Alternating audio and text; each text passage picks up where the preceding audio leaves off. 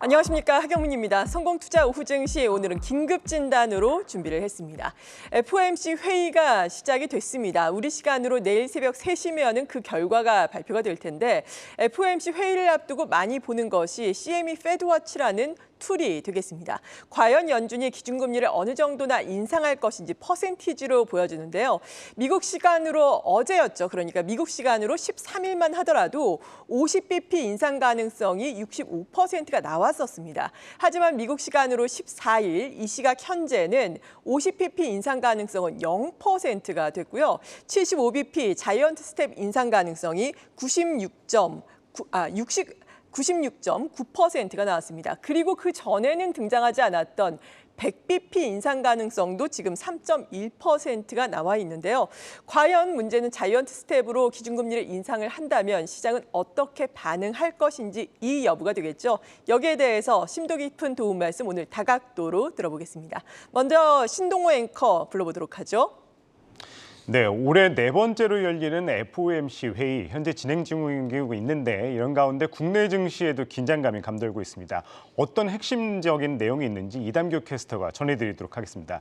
이담규 캐스터, 이번 FOMC 어떤 관전 포인트를 가지고 있을까요? 네, 올해 8번의 회의 중에 네 번째 회의입니다. 키워드로 본 FOMC 관전 포인트를 짚어봤는데요. 세 가지 키워드를 꼽아봤습니다. 먼저 첫 번째로 FOMC에서 주목해야 할 키워드는 긴축의 스케줄입니다.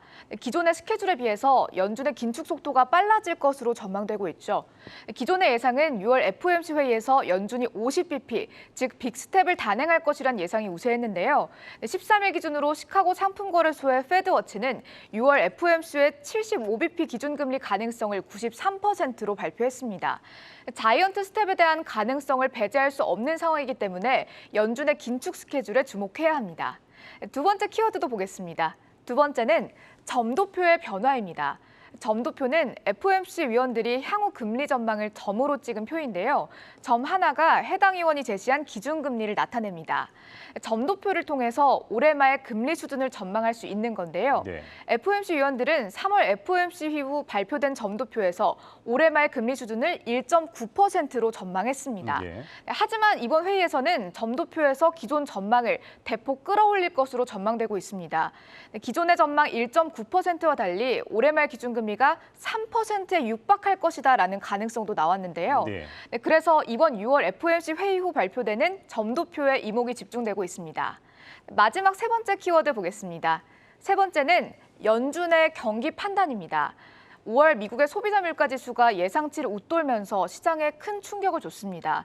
때문에 연준이 이번 FOMC 회의에서 훨씬 더 강한 긴축 기조를 가져갈 것이다라는 예상이 나오고 있는 건데요. 네. 그래서 미국 CPI 발표 이후 인플레이션의 우려가 극대화됐습니다. 연준은 지난해 11월까지는 양적 완화와 저금리 기조를 유지했죠. 하지만 올해는 상황이 다릅니다. 인플레 우려로 인해서 연준의 태도도 완화적으로 바뀌지는 않을 것이라는 전망이 우세한데요. 이번 FOMC 회의에서 연준이 경기를 어떻게 판단할지에 따라 향후 금융정책의 방향성이 결정될 전망입니다. FOMC 관련 세 가지 키워드 짚어봤습니다. 네, 세 가지 키워드를 알아봤고요. 그렇다면 글로벌 투자은행들은 이번 FOMC 회의에 대해 좀 어떻게 전망하고 있을까요? 네, 글로벌 IB의 의견도 엇갈렸습니다. 이번에는 빅스텝을 단행할 것이란 의견, 그리고 자이언트 스텝의 가능성이 있다는 의견이 나뉘었는데요. 먼저 월가 투자은행, 바클레이즈와 제프리스의 의견도 보겠습니다. 두 IB는 연준이 6월 FOMC 회의에서 50bp가 아닌 75bp 금리를 인상할 수 있다는 분석을 내놨습니다. 5월 미국 소비자 물가 지수가 강한 긴축의 요인이 됐다 이런 의견을 밝힌 건데요. 인플레이션이 완화되었다는 징후도 보이지 않았다면서 큰 우려를 표했습니다. 다음은 JP모건과 골드만삭스의 의견도 보시죠. 아직은 글로벌 IB의 의견이 6월에 50bp 인상으로 무게가 실리고 있습니다. JP모건은 6월에 연준이 빅스텝을 단행할 것이라고 전망했는데요. 다만 골드만삭스는 보다 장기적인 긴축 기조를 예상했습니다. 연준이 6월과 7월에 연속으로 50bp 금리 인상을 단행하고 9월에도 50bp 인상을 단행할 것이라고 본 건데요. 기존의 골드만삭스는 9월 FOMC 회의에서는 금리를 25bp 인상할 것으로 예측했습니다. 하지만 이번에는 9월에도 50bp를 인상할 것이다라고 의견을 수정한 겁니다. 지금까지 글로벌 IB의 FOMC 전망 알아봤습니다. 네, 유튜브를 통해 시청자 설문조사도 진행했다고 하는데요. 한번 자세히 알아보도록 하겠습니다. 하경민 앵커. 네, 류영민 캐스터와 함께 자세한 유튜브 설문조사 결과에 대해서 도움 말씀드리겠습니다. 유튜브 설문조사 이번에도 많은 분들이 참여를 해주셨다고 합니다. 무려 16,000명이 넘는 분들이 참여를 해주셨다고 하는데 첫 번째 질문은 어떤 거였나요? 네, 먼저 하반기 유망 투자처로는 어떤 항목을 가장 선호했는지 조사 결과 살펴보겠습니다. 역시 주식 항목이 53%로 가장 높은 표를 받으면서 1위를 차지했고요. 그다음 부동산 항목이 8%, 귀금속 항목도 8%, 저축 부분이 꽤 높은 26%를 차지했습니다. 그리고 기타 부분이 5%로 마무리를 지었는데요. 댓글에서는 금리가 오르니까 지금은 예금이나 적금을 해야 한다는 의견도 있었고요. 미국 장기 국채를 사거나 코인을 해야 한다는 의견도 볼 수 있었습니다. 네, 그렇군요. 많은 분들이 그래도 매력적으로 주식을 꼽아주고 계십니다. 과반의 분들이 주식 투자가 가장 매력적이다라고 말씀해 주셨는데 매력적인 주식으로는 어떤 걸 꼽으셨을까요?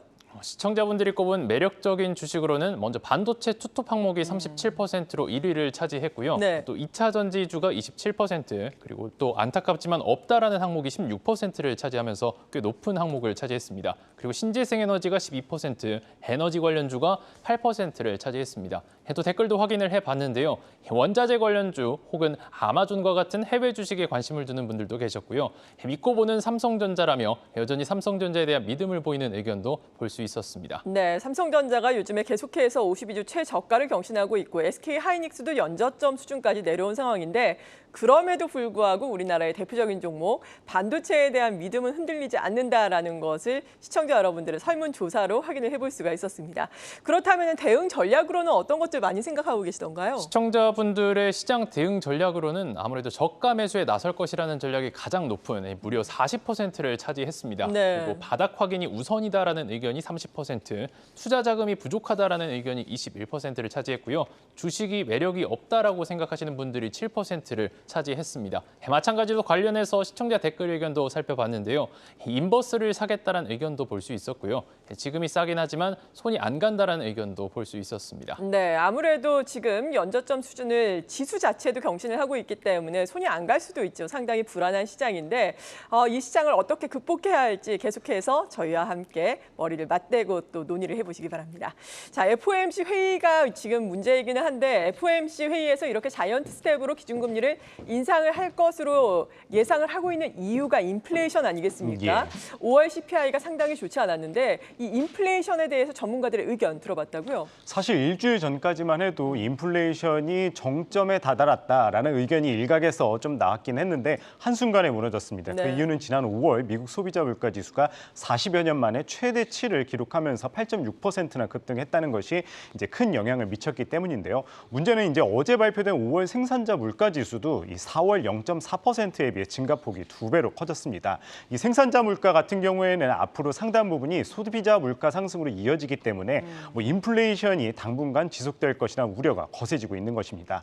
대부분의 전문가들도 비슷한 의견이었습니다. 네. 하지만 그 기간은 오래가지 않을 것이라고 설명을 했는데요. 곧 인플레이션 정점 확인이 가능할 것이라는 의견을 내놨습니다. 네. 특히 이 박세익 채슬리 투자자문 대표의 경우 이 원자재 값을 좀 주목할 필요가 있다고 이야기했습니다. 보통 경기가 안 좋으면은 이 원자재 가격이 빠지는데 그러나 현재 이 구리값을 비롯해 원자재 가격이 어느 정도 안정화되고 있는 것을 볼 때 인플레이션도 조만간 정점이지 않겠냐 이야기를 했는데요. 또 특히 국제 유가도 또한 주목해 볼 필요가 있다고 이야기를 했습니다. 이채원 라이프 자산운용 의장 같은 경우에도 조만간 이제 정점 확인이 될 것이다라고 이야기했는데 변수는 이제 중국 봉쇄 해제 여부가 관건이라고 설명을 했습니다. 네, 중국 봉쇄 문제라든지 원자재 가격도 인플레이션에 영향을 미치는 중요한 변수이기 때문에 앞으로 계속해서 지켜봐야 되겠습니다. 그리고 문제는 또 어느 정도나 기준금리를 인상을 할지 앞서서 CME 페드와치의 지금 결과 말씀을 드렸었죠. 75bp 인상 가능성 96.9%로 나오고 있는데 문제는 이단규 캐스터도 이야기했듯이 앞으로의 또 FOMC의 행보 아니겠습니까? 예. 이 부분과 관련해서는 어떤 전망들을 하고 있나요? 네, 전문가들 대부분이 핵심은 이제 9월 FOMC 회의가 될 것이라고 이야기를 했습니다. 네. 지금의 시장 상황을 볼 때 이번 FOMC 회의에 이어 7월 회의까지는 이 비슷한 기조로 이어갈 거다 이렇게 대부분 이야기를 했는데요. 앞서 인플레이션 정점의 시기를 이야기할 때 조만간 정점 확인이 가능하다 전문가들이 이야기했다 말씀을 드렸는데 그 시기가 아마 9월 FOMC 회의에서 이제 좀 달라진 분위기가 나오지 않을까 조심스럽게 이제 예상을 했습니다. 네. 이 박세익 대표는 특히 강한 의견을 좀 냈는데요. 사실 시장의 불안함을 없애기 위해서는 현재 자이언트 스텝의 시기도 너무 늦다면서 차라리 1%포인트 100bp를 이제 한 번에 올리는 것도 시장에 영향을 이제 덜 주는 것이라고 이야기를 했는데요.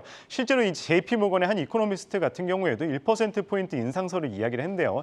1%포인트 인상쯤 돼야 아마 시장에서 좀 큰 서프라이즈가 될 거다 이렇게 설명을 하기도 했습니다. 네, 서프라이즈는 될 것 같은데 문제는 100bp 만약에 인상을 한다면 주식시장에 얼마나 놀랄지 이 부분은 그렇죠. 좀 우려가 되네요. 100bp 인상 가능성도 지금 3% 정도 점쳐지고 있다는 점 다시 한번 참고를 해보시면 좋을 것 같고 자이언트 스텝 미국에서 이렇게 기준금리를 인상하게 되면 우리 한국은행도 어떻게 보면 부담을 느낄 수가 있잖아요. 예. 한국은행의 금리 인상 기조에 대해서는 어떤 분석들 나오고 있나요? 네, 기존의 스탠스를 유지할 것이라는 게 대다수 전문가들의 의견이었는데요. 다만 어제였죠. 한국은행이 지난달 금통위 의사록을 발표를 했습니다. 이에 따르면요, 이창용 총재를 제외한 금통위원 5명 중 4명이 추가 인상 필요성을 언급을 했습니다. 충분히 우리나라도 빅스텝이 나올 가능성이 있다라는 의미가 되겠죠. 다만 전문가들은 한은의 금리 인상보다는 다른 변수에 좀 주목해 볼 필요가 있다고 설명을 했습니다. 이채원 의장 같은 경우에는 이제 ECB 긴축을 좀 눈여겨볼 필요가 있다고 이야기를 했습니다. ECB가 11년 만에 첫 기준금리 인상을 발표를 했죠. 오는 7월 0.25%포인트 올릴 것이라고 하고 9월에도 또 다시 올릴 계획이라고 발표를 했습니다. 때문에 좀 다양한 변수들을 좀 주목할 필요가 있다고 설명을 했습니다. 네, 그렇군요. 이렇게 많은 변수들이 여전히 있는 불확실한 시장에서 그래도 앞서서 설문조사 결과를 보니까 개인 투자자 여러분들은 주식이 여전히 매력적이다, 저가 매수에 나설 것이다 이런 의지를 또 밝히고 있는데 어떤 대응 전략이 필요할까요?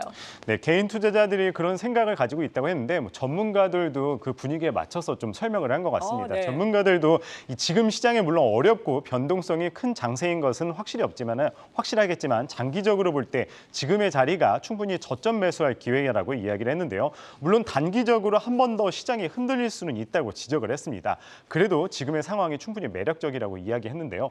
이채원 의장 같은 경우에는 이 성우 이익의 성우 사설에 지금의 시장을 좀 빗대서 이 얘기를 했습니다. 옳고 그름도 중요하지만 더 중요한 건 운세고 또 운세보다 더 중요한 건 이제 형세라는 말이 있죠. 네. 이 형세가 이제 지금의 밸류 사이클이 온 것 같다면서 지금은 성장주보다는 가치주를 좀 집중적으로 봐야 한다고 설명을 했습니다. 박세익 대표는 좀 더 강하게 지금의 저점 매수가 기회라고 이야기를 했는데요. 앞서 이 미국의 3월 FOMC 회의 때부터 그 회의 직후에 주가가 오른 것을 봤었을 때 이번에도 좀 회의 이후에 좀 오를 가능성이 있지 않겠느냐 그렇게 설명을 했는데요. 그 가운데 좀 우리 시장에서는 시총 상위 수출 대형주를 좀 적극 추천을 했습니다. 특히 국내 시총 상위 수출 대형주의 경우 이제 세계 1등 기업이 많은 만큼 경쟁력이 있다고 설명을 했는데요.